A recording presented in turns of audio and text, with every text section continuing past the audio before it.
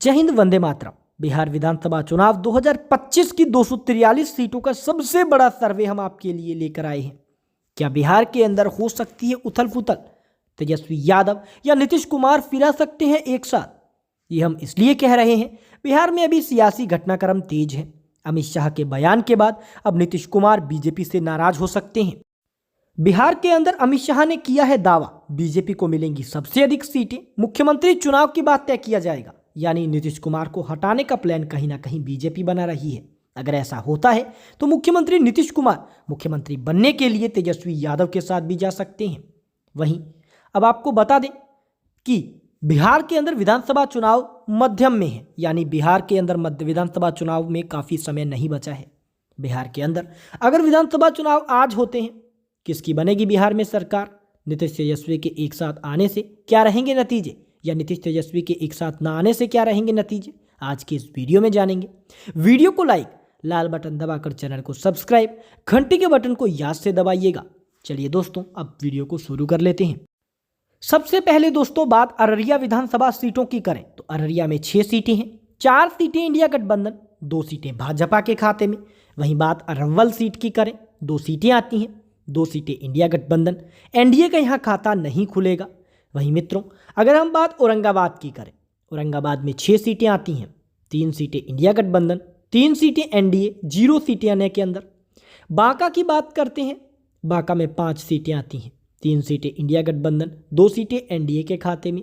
बेगूसराय की 7 सीटों की बात करें तो 3 सीटें इंडिया गठबंधन, 3 सीटें एनडीए तो 1 सीट अन्य के खाते में।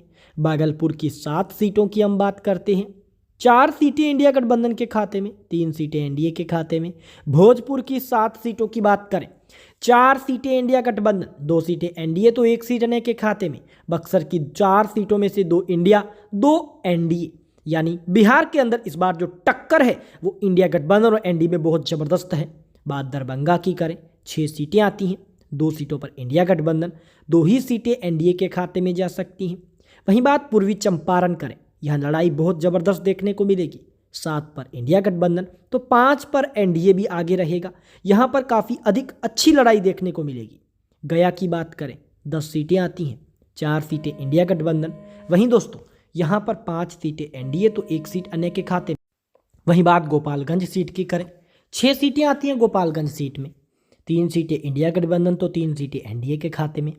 बात जमुई सीट की करें तो 4 सीटें आती हैं इस जिले के अंतर्गत, 1 सीट जाएगी इंडिया गठबंधन, 3 सीटें जाएंगी मित्रों एनडीए के खाते में। वहीं बात दोस्तों जहानाबाद की करें, 5 सीटें आती हैं, 3 पर एनडीए, माफ़ कीजिएगा 3 पर इंडिया, 2 पर एनडीए। वहीं बात अगर दोस्तों हम खगड़िया जिले की करते हैं, 4 सीटें आती हैं इसमें, 2 सीटें इंडिया गठबंधन, 2 सीटें एनडीए। यहाँ पिछली बार के मुकाबले एनडीए को नुकसान है। बात किशनगंज की करें, 4 सीटों में से 2 सीटें इंडिया गठबंधन तो दोस्तों 2 ही सीटें यहाँ एनडीए के खाते में जा रही हैं। वहीं बात अगर हम दोस्तों कैमूर की करते हैं, कैमूर में 3 सीटें आती हैं, 3 की 3 सीटें इंडिया गठबंधन। पिछली बार यहाँ पर 2 सीटें एनडीए ने हासिल की थी, यानी यहाँ पर बहुत बड़ा नुकसान। कटिहार की बात करें, 7 ही सीटें आती हैं, 4 सीटों पर इंडिया गठबंधन, 3 सीटें एनडीए के खाते में। वहीं बात लखीसराय की 2 सीटों की करते हैं, 2 सीटें इंडिया गठबंधन, 0 सीटें एनडीए के खाते में और 0 ही सीटें दोस्तों अन्य के खाते में जा रही हैं। वहीं बात मधुबनी की 10 सीटों की करते हैं, 6 सीटें इंडिया गठबंधन, वहीं 4 सीटें जा रही हैं एनडीए के खाते में, यानी यहाँ भी जबरदस्त टक्कर। मुंगेर जिले की बात करें, यहाँ 3 सीटें आती हैं, ये मिसप्रिंट है, 2 सीटें इंडिया गठबंधन, 1 सीट एनडीए के खाते में।